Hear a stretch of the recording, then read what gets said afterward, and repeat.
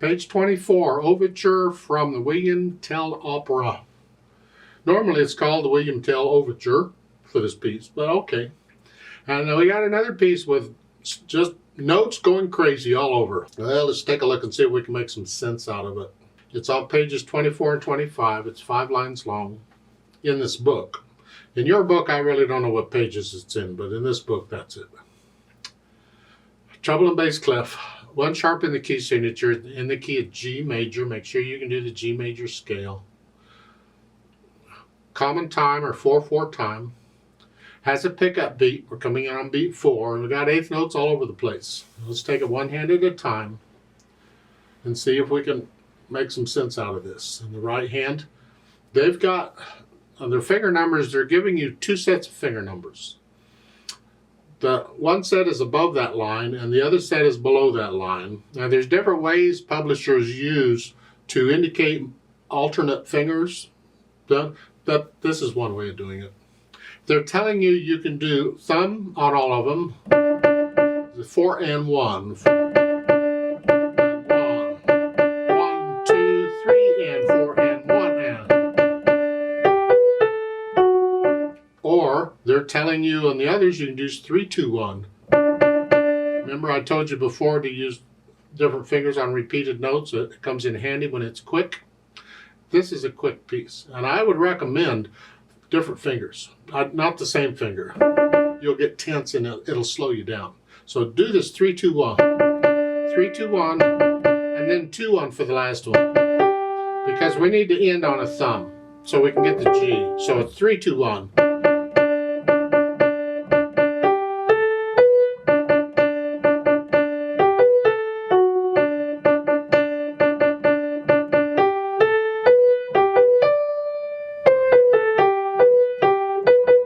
Speed it up, this comes, and you should do this in both hands. Just take any key and just go 3, 2, 1. You don't want to listen to that, just play harmony. See, we take a G chord and you play a note in the G chord, but a different note in each hand. So I do a G here, maybe a B here. Just practice that. You don't have to go that fast. Just practice. Try and get to where you don't even have to look at the keyboard. You can feel it. You also 1, 2, 1. Just alternating 1, 2, 1. These are good different fingerings for different pieces that come in handy, and if you're already familiar with it, you can learn it much more quickly. That's what this is. I recommend the 3, 2, 1. Or the bottom fingering on what they're showing. Anyway, you go through and get the right hand and the rhythm and all that. There's nothing really tricky about it once you get the repeated notes under control. The left hand, we're starting out here. And 2, 4. Oh, and this is exciting. And the line, it's a G, a C, and a D. Okay. Second line, middle of the line, half note. It's a D just here. And then it's go here and then come up. That's fine.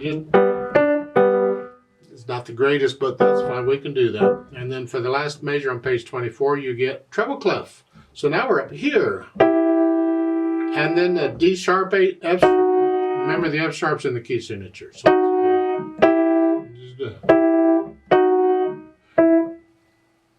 page 25, first line, 3rd measure.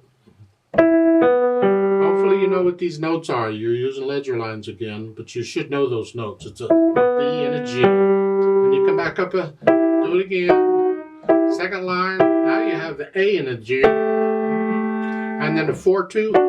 And then treble clef, or bass clef, excuse me. This is the second line, 3rd measure.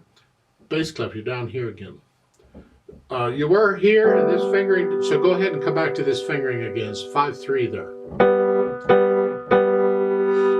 Put the hands together. Now you can hesitate all over, doesn't matter. You just want to know these go together. So it's 4, 2, 1.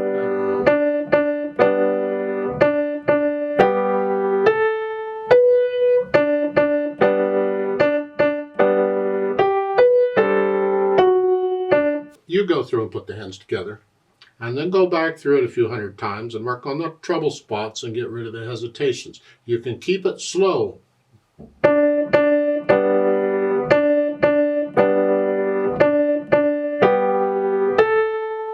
Keep it slow. It doesn't matter. What is important is you get rid of the hesitations, because you can speed it up gradually as you go along. And once you have that done, then we'll think about the articulation. I don't agree with their note on what they're saying here. They're telling you you can use, well, it's to the teacher, but anybody can read it if you can read. They're telling you you can use the wrist staccato or finger staccato. We haven't studied finger staccato yet, as far as I know. We've only done wrist staccato. And in some countries, keep in mind, wrist staccato is also called hand staccato. Or instead of wrist, it's called hand, because the hand is doing the work, but you're flexing at the wrist. But I don't agree with their note on, because that if you do this, this, and this, no. The idea between them is when you're using wrist, you're using larger muscles. When you're using finger staccato is when you're plucking the note. Except the thumb is sideways. You can't pluck with the thumb. It's got to go up and down. But the other fingers are plucking the note. So it's here. I'm plucking it here. Except the thumb's going up and down. Bum, bum, bum. So I'm plucking this. The wrist stays still, and I'm just plucking it with the fingers. That's finger staccato. It's a good one to know. It certainly comes in handy. And the idea, as far as I know, of using which you use, well, wrist staccato is always the one you go for first. That's the one we use most of the time. Finger staccato is handy when it's really quick, because the wrist doesn't work the fingers can work much faster than the wrist. So if it's really quick, you use finger staccato.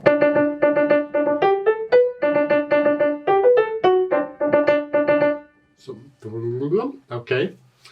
So if it's slow enough, you can use wrist staccato. It doesn't affect how you finger it. I'm just bum, bum, bum.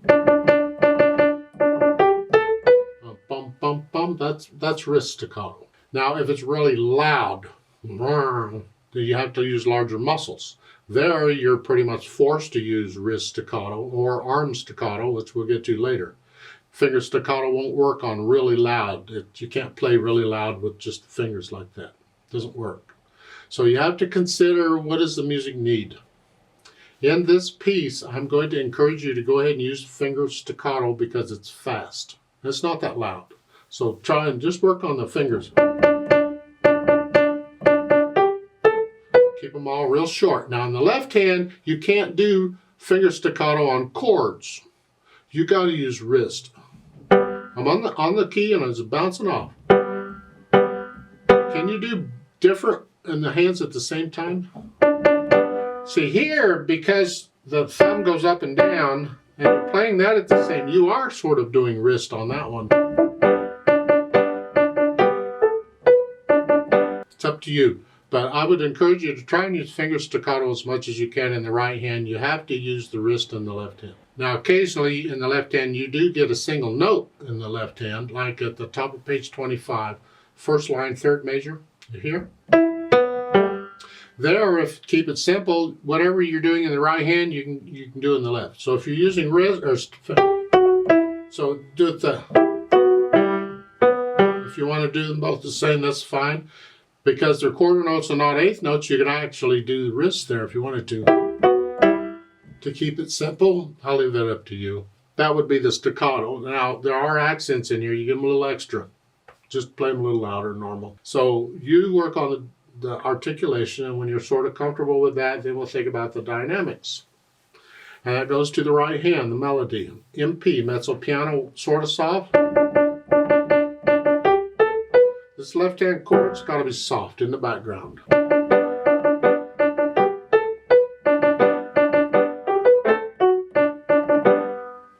Second line, second measure, going into the third, you go up. Here, that's an accent. You don't need an accent with a loud note, but it's an accent. Play it a little louder, and this, keep it in the background. I want to hear this. Don't drown it out. You're loud there, in the last two measures of that line, loud, and then all of a sudden drop down to moderately soft. So it's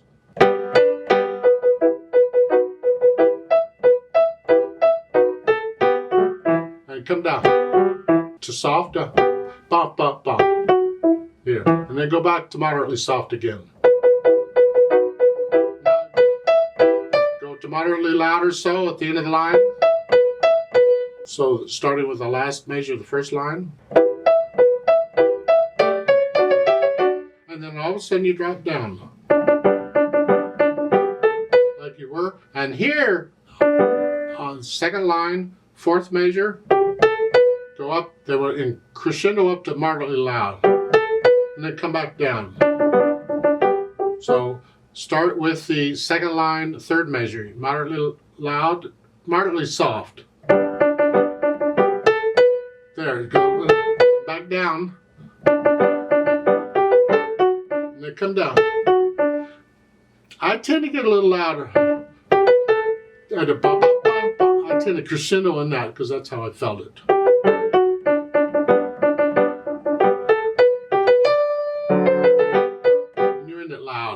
So you got to get comfortable enough with the notes and the rhythms that you're not thinking about them and you can focus more on the dynamics. Eventually, you want to get comfortable enough with the dynamics so you don't have to think about that and you can just feel the music. Now, speed, lively, oh, gotta love lively. It has to be accurate. Find the toughest part in here, wherever it is, and what can you do accurately. Probably around page 25, second line, second measure here. Whatever here, or the repeated notes, whatever the hardest part is for you. It'll be different for different people.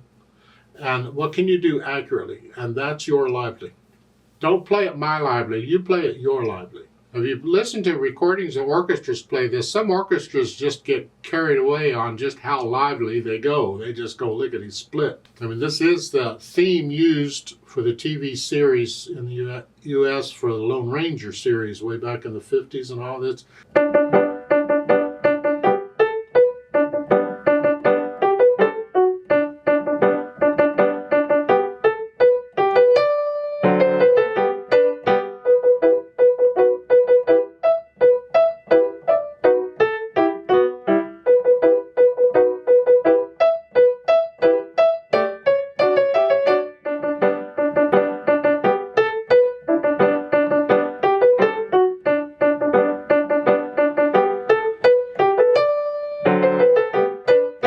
One way of playing it, you don't have to play it that way. You can go faster or slower or however you feel it. It's fine. Let's play it together very slowly and double check the notes and the rhythms. I'm not going to do any dynamics, just notes and rhythms.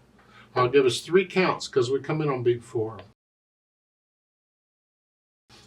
1, ready and go, and.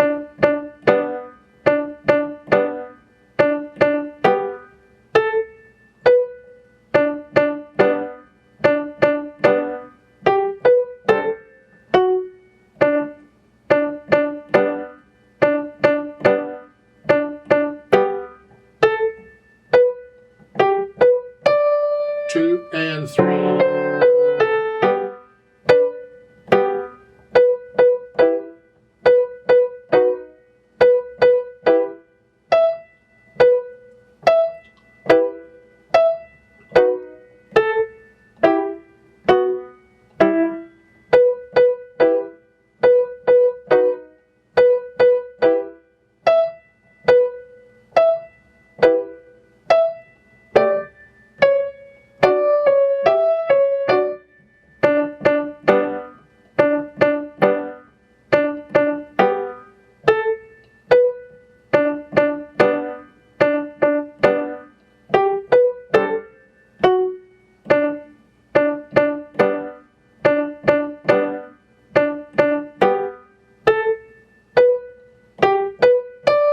2 and 3.